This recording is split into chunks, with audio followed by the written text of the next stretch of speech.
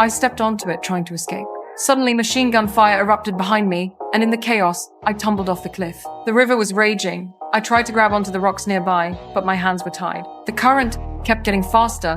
A massive waterfall was dead ahead. If I couldn't stop myself, this was it for me. At the last second, I managed to grab onto some abandoned plane wreckage, but the force of the water immediately ripped me away. Just as I was about to plunge into the abyss, I caught hold of the plane's left wing, riding the current. I looked down at the endless drop below, took a deep breath, and started climbing like my life depended on it, because it did. After a brutal struggle, I made it onto the wing. But before I could even catch my breath, the wing started creaking. Suddenly, it began to crack. I held my breath and slowly got to my feet.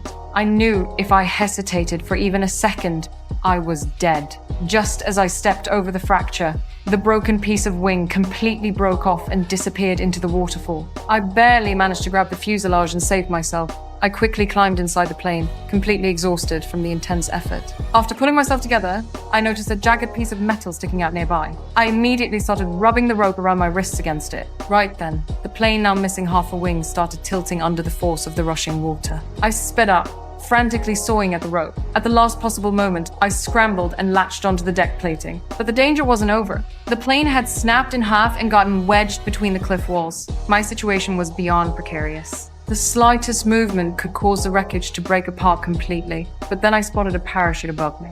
I braced myself with one hand and reached for the parachute with the other. The instant I grabbed it, the plane disintegrated entirely. I clutched the parachute as I plummeted into the gorge, pulled the ripcord, and finally landed safely.